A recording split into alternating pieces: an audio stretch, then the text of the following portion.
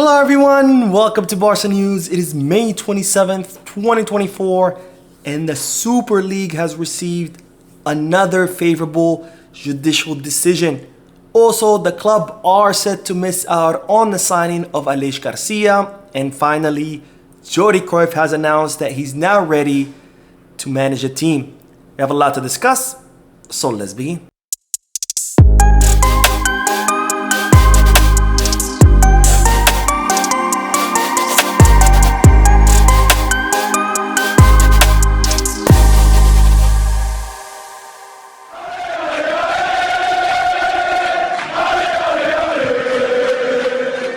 Hello everyone, welcome to the channel. My name is Mo, and before we begin with the news, just a quick reminder to make sure to hit that like button, subscribe to the channel, and drop a comment.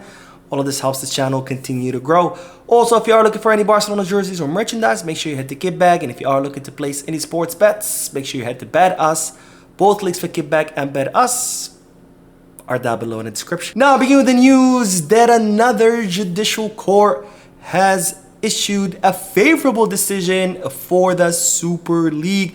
Now, it was only a few months ago that a European tribunal allowed or paved the way for the European Super League to be launched, saying that UEFA and FIFA cannot prevent the Super League from launching, that they don't have a monopoly over football, and also that they cannot punish teams for joining this new league. Well, today another court has issued another favorable decision for the Super League, and this time it was a Spanish court who has also ruled that FIFA and UEFA don't have a monopoly on football, and more importantly, this Spanish court ruled that UEFA and FIFA cannot punish teams for joining the Super League, and ordered UEFA and FIFA to reverse any previous decisions that would punish any teams from wanting to join the Super League. And this is an important decision because one big deterrent or one big obstacle in the way of the European Super League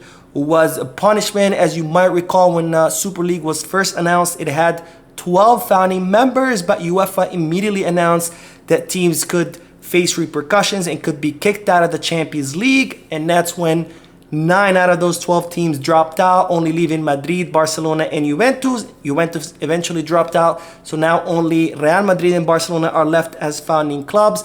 But now that the Spanish court has ruled that UEFA and FIFA cannot punish anyone, this huge obstacle in the way of the Super League has been removed, with now clubs who want to join can join without the fears of any repercussions from both UEFA and FIFA. Now on to more news, because we now have to talk about Fermín López, because he has achieved an important record for Barcelona. Now, with his goal against Sevilla in the final match of La Liga, Fermín López has now scored 11 goals, which makes him the second highest goal scorer on the squad, right next to Ferran Torres. They're both tied in second place with 11 goals each, right behind Robert Lewandowski. But that is not the record that we're talking about. The record is that these 11 goals make Fermín López the highest scoring midfielder in a decade. The last midfielder to score double digits was Cesc Fabregas, who scored 15 goals in 48 matches back in 2011. And Fermín López has scored 11 goals in 42 matches, which is an incredible achievement for someone who just spent last season on loan in second division with Linares, and who came back this season, fought very, very hard for his spot, has earned his spot, and has shown everybody why he deserves to be on the Barcelona first team. Now, another thing that I thought was very curious or very interesting about this statistic about Fermín López scoring 11 goals and being tied with Ferran Torres, which is highlights something very important about how people nitpick statistics to favor their ignoring other ones. Because when I used to say that Rafinha was not good enough for Barcelona, a lot of people would get mad and say, how dare you say this about Rafinha? Rafinha has scored, 7 goals in La Liga or 10 goals in all competitions. But at the same time, these were the same people saying that Ferran Torres should be out of Barcelona. And yet, when you look at the goals, Ferran Torres actually has more goals than Rafinha, even though he's played a fraction of the time of the Brazilian. which is pretty interesting. Now, don't get me wrong. I'm not trying to say that Ferran Torres should stay over Rafinha or that Ferran is better than Rafinha. I think both Ferran and Rafinha should not be in Barcelona and they should both leave. But like I said, it just highlights how people like to cherry pick their statistics to try to favor their arguments, ignoring other ones that disagree with them. And it also highlights another important point, which I've made in previous videos, which is when you ignore qualitative analysis and you only focus on quantitative analysis, which is the other side of the coin, this is what you end up with, arguments that simply don't make sense. But anyways, I'm not here to talk about Rafinha or Ferran Torres. We're talking about here about Fermín López, who not only did he make or achieve this Barcelona record, but he has also been called up to the Spanish national team as part of the pre-list that's made up of 29 players that Luis de la Fuente has called up to practice ahead of the Euros. Of course, this is not the final list. All these 29 players will report to training on June 1st. And based on this training, it's kind of like a mini preseason. Then 3 players will be cut from the squad.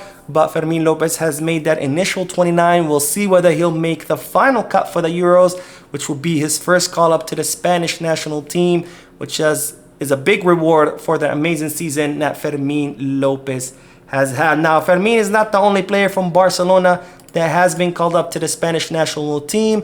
Pau Cubarsí, Pedri, Lamine Yamal, and Ferran Torres have also all been called up. So this is a total of 5 players. Of course, the only one that worries me out of these players is Pedri, who Barcelona have been very careful not to get him re-injured. Hopefully, Luis de la Fuente can do the same, because we cannot afford for Pedri to get injured yet once again. Now, 2 notable missing players out of this list is Gavi and Balde. Of course, Gavi is still injured, so it makes sense that he hasn't been called up.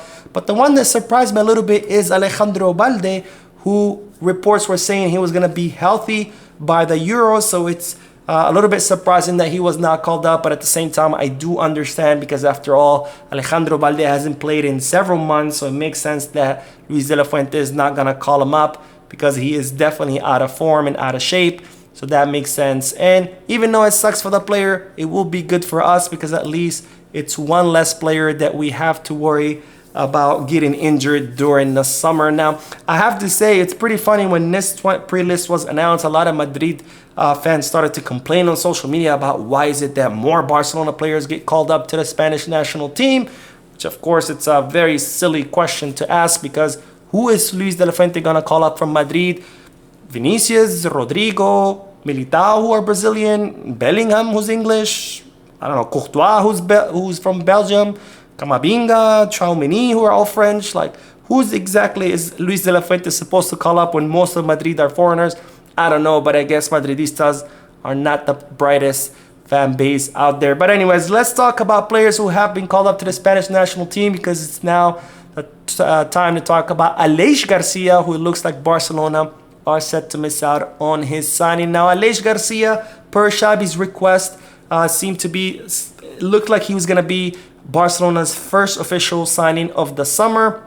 Of course, later, Barcelona's interest did cool off, because Barcelona preferred to sign a specialist in that pivot position, which, of course, Aleix Garcia is not. And now that Xavi Hernandez is not going to continue with the club, the interest of Barcelona has cooled off even further.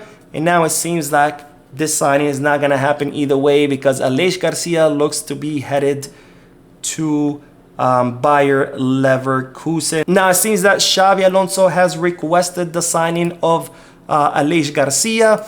And in fact, it's being reported that Xabi Alonso has already spoken to Aleix Garcia, and Aleix Garcia has expressed his interest of joining the Bundesliga. So it looks like this is only a matter of time that Aleix Garcia will end up in Bayer Leverkusen under the orders of Xabi Alonso, a different Xabi, because again, it was Xavi Hernandez who wanted the signing of Aleix Garcia at Barcelona. Now, the last bit of news is about Jordi Cruyff, who has announced in an interview that he would like to become the next manager of a team. Now, Jordi Cruyff announcing during this interview that now he has, he wants to become a coach. Of course, he has fulfilled different roles at different clubs, as a scout, as part of the sporting director arena at several clubs, including Barcelona. It looks like he's always had the itch to coach a team, and now he has said that he's ready to coach a team, which of course will be interesting to see how Jordi Cruyff will do, whether he will follow the steps of his father, Johan Cruyff, or not. We'll have to wait and see. But it's definitely interesting news that now Jordi Cruyff is ready to follow into the footsteps of his father and become a manager. Now, Jordi Cruyff also announced in this interview that when Laporta had decided to fire Koeman and bring Xavi, he had actually offered him to coach the first team for 3 or 4 matches, in between the transition. But of course, Jordi Cruyff said no, because he's a very good friend of Koeman, so out of respect to Koeman, and plus out of respect to Xavi too, because what would have happened if Jordi Cruyff would have done amazing during those 4 matches, would have Laporta said no to Xavi and kept Jordi. So instead he decided, to respect his contract, to respect his role in the club, and of course to respect both Koeman and Xavi, saying no to Laporta and saying no to the opportunity of coaching the first team for a few matches. Anyways, that is all the news for tonight. Thank you for tuning in. Don't forget to hit that like button, subscribe to the channel, and drop a comment. And as always, Visca Barça.